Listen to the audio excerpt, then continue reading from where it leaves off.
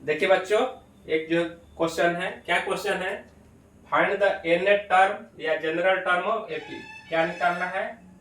Annette term या general term of AP. जैसे arithmetic progression का आप निकाले एनेट टर्म, उसी तरह ज्योमेट्रिक प्रोग्रेशन का भी जो है एक जो है एनेट टर्म हम निकालते हैं, जनरल फार्मूला।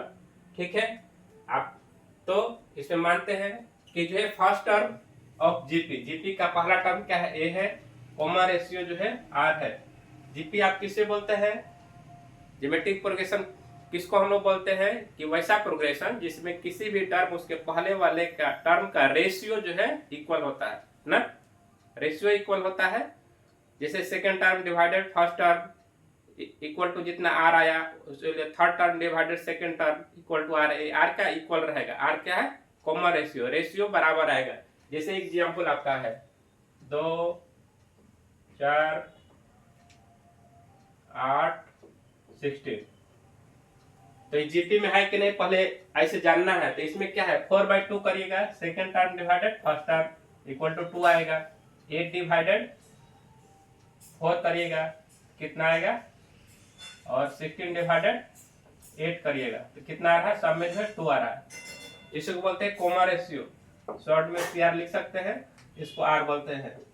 तो वैसा प्रोग्रेशन जिसमें किसी भी टर्म उसके पहले वाले टर्म का जो है रेशियो जो है इक्वल आता है, उसको ज्योमेट्रिक प्रोग्रेशन। तो मान लीजिए कॉमा रेशियो आर है, तो इसमें क्या बढ़ रहा है? ये कॉमा रेशियो 2 है, ये पहला टर्म 2 है, दूसरा टर्म 2 इंटू 2, इसको 2 इंटू आर लिख सकते हैं। इसी तरह तीसरा टर्म क्या है? Third term, second term multiplied 2। इसी तरह इसको जो है 8 इंटू 2 ऐसे लिख सकते हैं ना। तो आपका मान लीजिए फर्स्ट टर्म ए है, फर्स्ट टर्म ए, तो दूसरा टर्म क्या होगा? सेकेंड टर्म क्या होगा? First term multiplied comma ratio. First term आपका 2 है, फर्स्ट टर्म ए है, कॉमा रेशियो क्या है? 2 है, तो इसमें आर माने है तो ए इंटू आर होगा। इसी तरह जो है आपका थर्ड टर्म क्या होगा? सेकेंड टर्म मल्टीप्लाइड जो है कॉमा रेशियो, तो सेकेंड टर्म आपकी ए आर है, ए इंटू आर, तो ए आर स्क्वायर आएगा ना। ए पढ़े है ना, ए के पावर एम मल्टीप्लाइड ए के पावर एन बराबर ए के पावर एम प्लस एन। तो इसका पावर 1 है, इसका पावर एन है, दोनों पावर जुड़ने से इतना आएगा। ठीक है, तो इसको हम लोग क्या लिख सकते हैं? इसको जो है ए इंटू आर की पावर 0 लिख सकते हैं। आप जानते हैं किसी भी संख्या का पावर 0 रहेगा तो उसका वैल्यू कितना होता है? 1 होता है। ठीक है, फिर इसको क्या लिख सकते हैं? ए इंटू आर की पावर 1 माइनस 1 लिख सकते हैं। इसको क्या लिख सकते हैं? इसका आर का पावर 1 है ना, तो ए इंटू आर की पावर 2 माइनस 1 लिख सकते हैं। 2 माइनस 1 माना 1 आएगा। इसी तरह इसको क्या लिख सकते हैं? ए इंटू आर की पावर 4 माइनस 1 लिख सकते हैं। 4 माइनस 1 इक्वल टू 3 होगा। तो कहने का मतलब क्या है, यहाँ फर्स्ट है, यहाँ 1 है, फर्स्ट टर्म है, तो आपका क्या आ रहा है? यहाँ 1 आ रहा है। ठीक है, यहाँ जब सेकेंड है आपका, यहाँ सेकेंड है तो यहाँ क्या आ रहा है? 2 आ रहा है। यहाँ जब 3 है,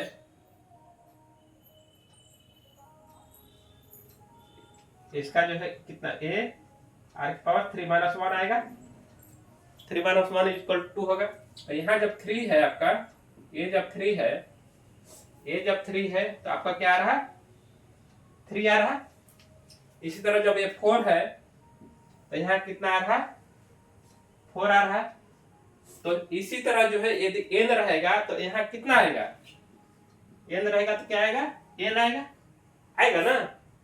अब देख रहे हैं ना, जहां फर्स्ट टर्म है तो क्या आ रहा है? a इंटू आर के पावर 1 माइनस 1 आ रहा है।